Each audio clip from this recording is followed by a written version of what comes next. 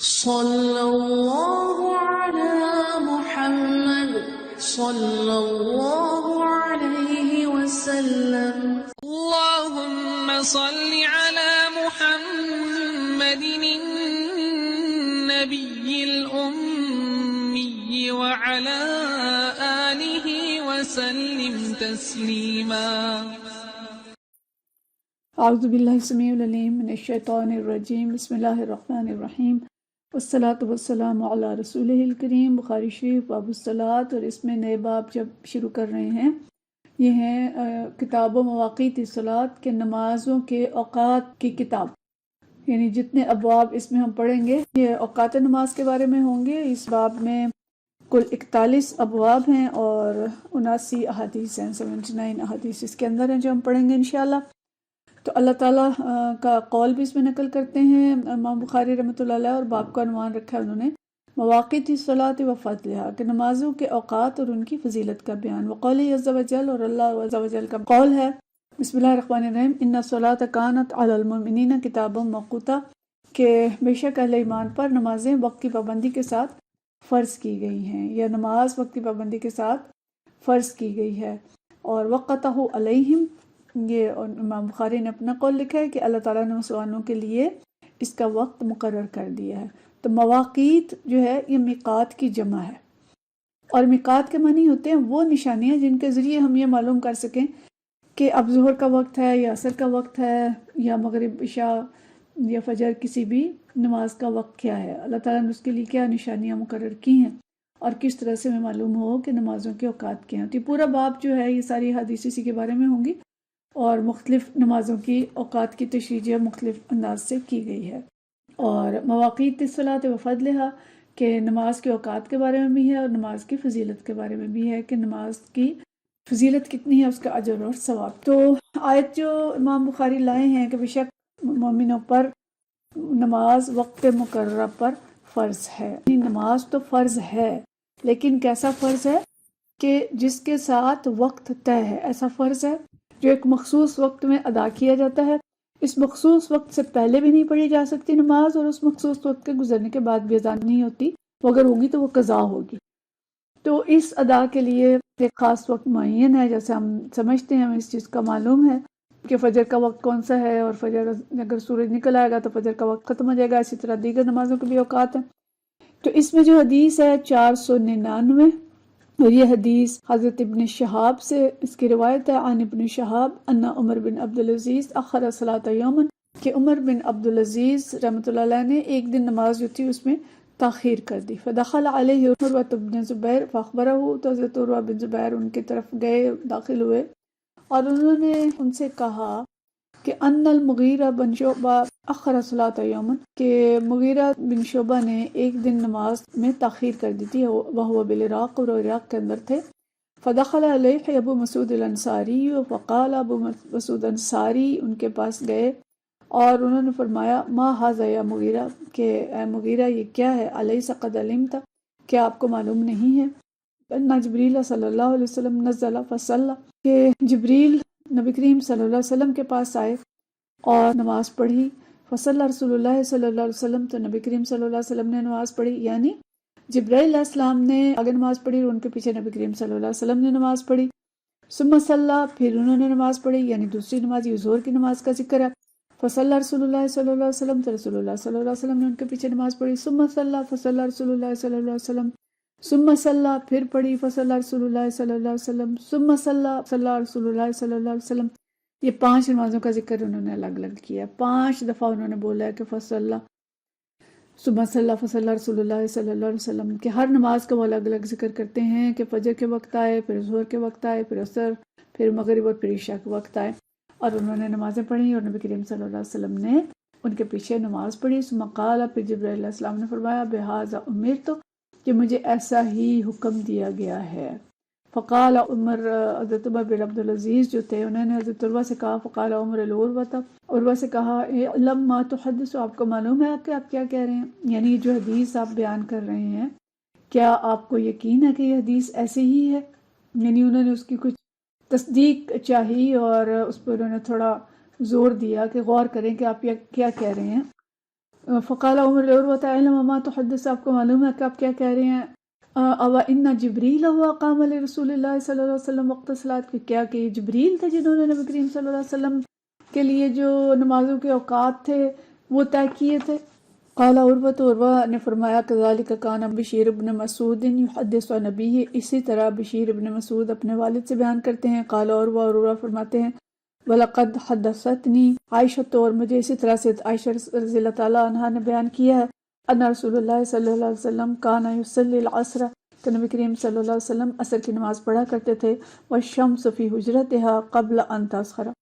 اور جو دھوپ ہے وہ ان کے حجرے کے اندر ہوتی تھی اس سے پہلے کہ وہ اوپر چڑھے۔ یعنی عصر کی نماز کا خاص طور پر انہوں نے ذکر کیا کیونکہ وہ عصر کی نماز تھی جو حضرت عمر بن عبدالعزیز نے اس دن تاخیر سے پڑھی تھی، تو انہوں نے عصر کی وضاحت کی کہ نبی کریم صلی اللہ علیہ وسلم جو ہے عصر کی نماز ایسے وقت میں پڑھتے تھے کہ دھوپ ان کے حجرے میں ہوتی تھی اور ابھی اوپر نہ چڑھی ہوتی تھی، مطلب یہ کہ ابھی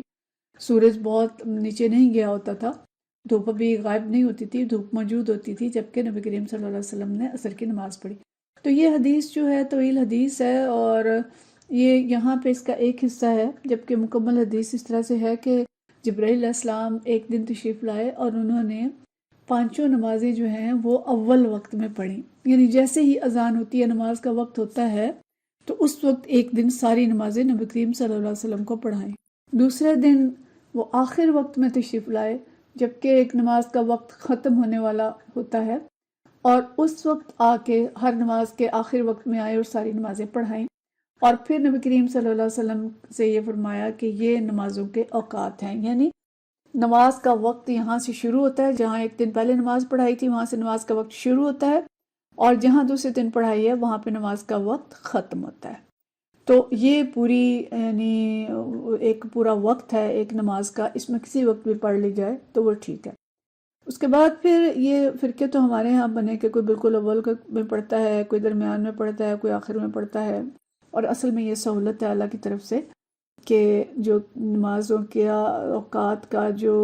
ڈیوریشن تھی یا ان کا جو اندازہ تھا کہ اتنا اس نماز کا اتنا وقت ہے وہ جبرائیل علیہ السلام نے بتا دیا۔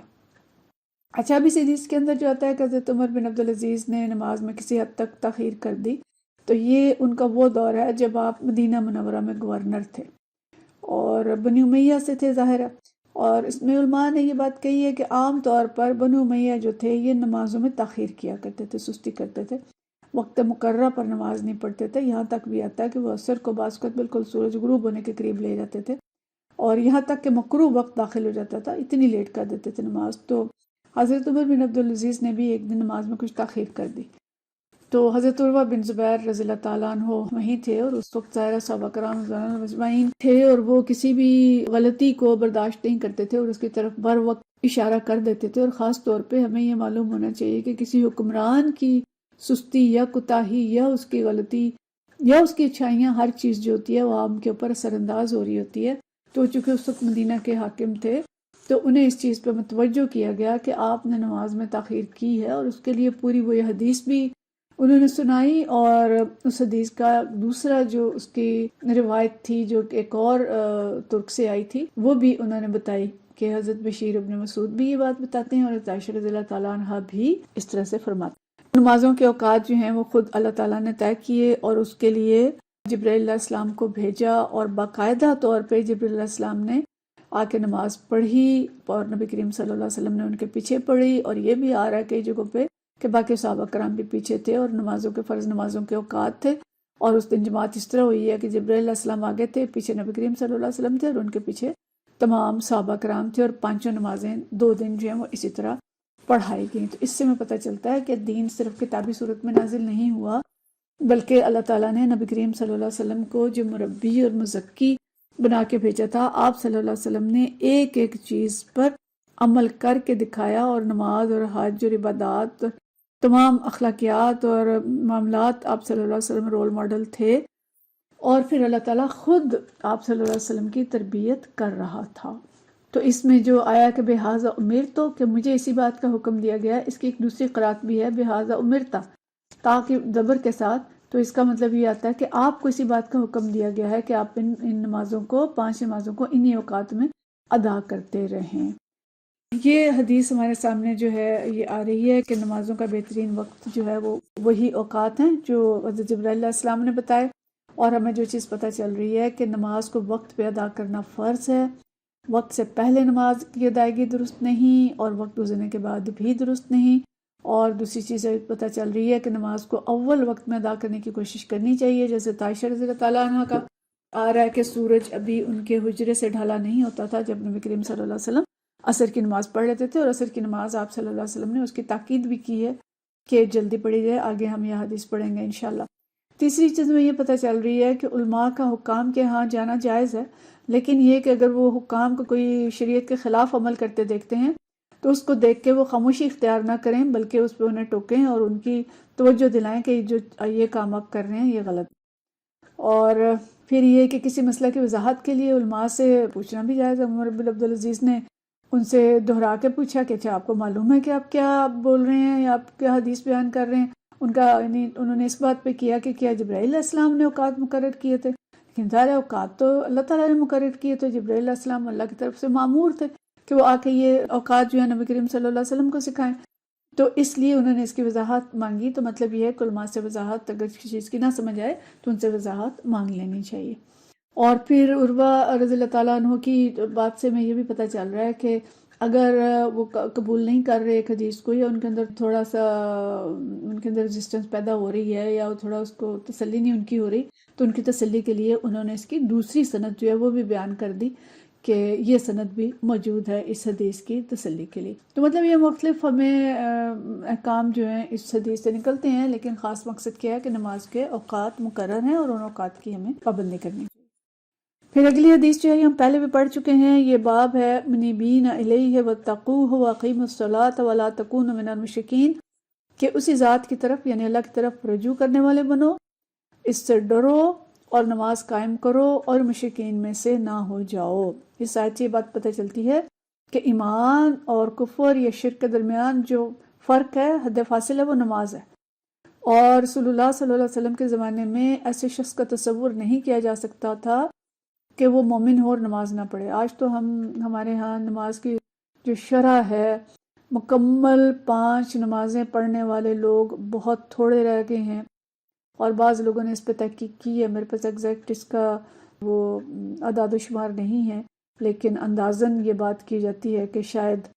5 سے 6% لوگ ایسے ہیں کہ جو ساری نمازیں بر وقت پڑھتے ہیں۔ بہرحال مقصد کیا ہے کہ بہت کم لوگ ہیں جو اول تو 5 نمازیں مکمل پڑھتے ہوں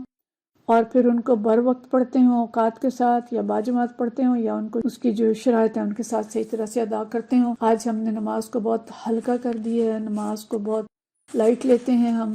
اور اس کی وجہ یہ ہے کہ جب نماز ضائع ہوتی ہے پھر اس کا نتیجہ یہ ہے کہ پھر سب کچھ ضائع ہو جاتا ہے، پھر امانتیں بھی ضائع ہو جاتی ہیں، فرائض بھی ضائع ہو جاتے ہیں، اور جو ہم اس وقت مسلمانوں کی زندگی میں دیکھ رہے ہیں، پھر فحشاء بھی آ جاتی ہیں، منکرات بھی آ جاتے ہیں، برائیاں بھی آ جاتی ہیں، بے حیائی بھی پھیل جاتی ہے۔ تو یہ سب کچھ اس وقت کے مسلم معاشرے میں ہو رہا ہے۔ تو اللہ کا حکم یہ ہے کہ اس کی طرف رجوع کرنے والے بن جاؤ، اس سے ڈرو، نماز قائم کرو اور مشرکین میں سے نہ ہو۔ اور حدیث ہے 500 نمبر حدیث کا، اور حضرت ابن عباس رضی اللہ تعالیٰ عنہ سے روایت ہے۔ یہ حدیث ہم پیچھے ایک اور باب میں پڑھ چکے ہیں، میں اس کو بس اس کی مختصر ہی بات کروں گی۔ حضرت ابن عباس فرماتے ہیں قال قدم وفد عبد القیس علی رسول اللہ صلی اللہ علیہ وسلم، کہ وفد عبد القیس جو رسول اللہ صلی اللہ علیہ وسلم کے پاس آیا، فقالوا را کے کہا ان من هذا الحی من ربیہ، ہم ربیہ قبیلے سے تعلق رکھتے ہیں، ولسنا نصل الیک الا فی شہر الحرام، اور ہم شہر حرام کے علاوہ جو حرام مہینے ہیں جن میں جنگ منع تھی ان دنوں میں، ان مہینوں کے علاوہ ہم آپ تک نہیں پہنچ سکتے، یعنی جنگ و جدل ہوتی تھی قبائل کے اندر، اور ان کے لیے کے علاوہ جو نبی کریم صلی اللہ علیہ وسلم کے پاس پہنچنا مشکل تھا۔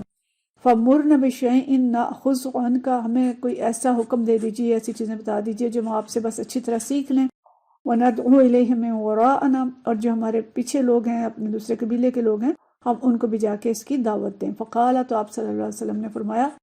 آمرکم بِأَرْبَعٍ، میں آپ کو 4 چیزوں کا حکم دیتا ہوں، وَأَنْهَاكُمْ عَنْ أَرْبَعٍ، اور 4 چیزوں سے منع کرتا ہوں۔ 4 چیزیں کیا ہیں؟ الایمان باللہ، پہلی چیز ایمان باللہ، ثم فسرها لهم، پھر اس کی تفسیر کی، اس کی وضاحت کی۔ نبی کریم صلی اللہ علیہ وسلم نے ایمان کی وضاحت کیا کی؟ شہادت اللہ الہ الا اللہ وانی رسول اللہ علیہ وسلم، کہ اس بات کی شہادت دو، گواہی دو کہ اللہ کے سوا کوئی معبود نہیں ہے، اور میں رسول ہوں اللہ کا، یا نبی کریم صلی اللہ علیہ وسلم نے اپنی شہادت اور اللہ کی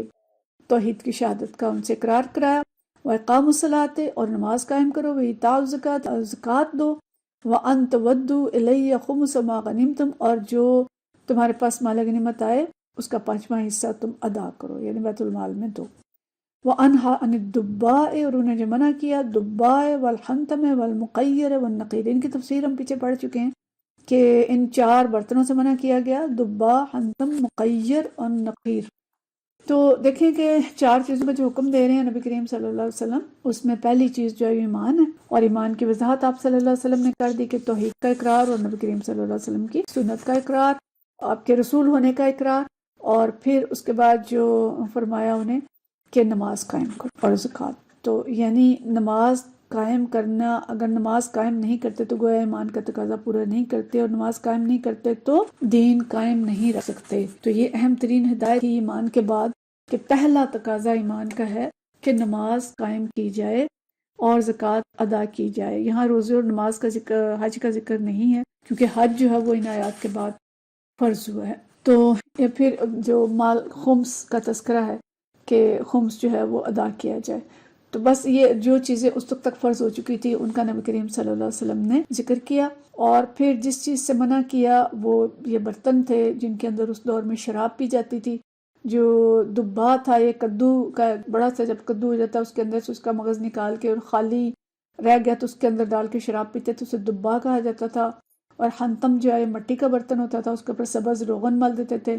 اور مقیر جو تھا وہ ایسا برتن تھا جس پہ سیاہ روغن لگا ہوتا تھا، اور اس کو کھجور کی لکڑی کو لے کے اس کا پیالہ بناتے تھے، اور ان مختلف شکلوں میں برتن بنا کے ان کے اندر شراب پیا کرتے تھے۔ تو ابھی شراب کی جو پوری طرح سے حرمت نہیں آئی تھی اور لوگوں کو اس سے نفرت پیدا کرنے کے لیے ان برتنوں سے منع کیا گیا، اور جب پوری طرح حرمت آ گئی اور لوگوں نے چھوڑ دیا شراب اور آپ صلی اللہ علیہ وسلم کو اطمینان ہو گیا کہ اب لوگ مکمل طور پہ چھوڑ چکے ہیں، تو پھر ان برتنوں کا جو استعمال تھا اس میں پھر ممنوع نہیں رہ گیا تھا، پھر کسی طرح کے برتن جو استعمال کر سکتے ہیں۔ لیکن بہرحال مسلمانوں کو اس سے کراہت ہونی چاہیے کہ جو خاص طور پہ آج کے دور میں بھی چونکہ شراب بہت عام ہو چکی ہے،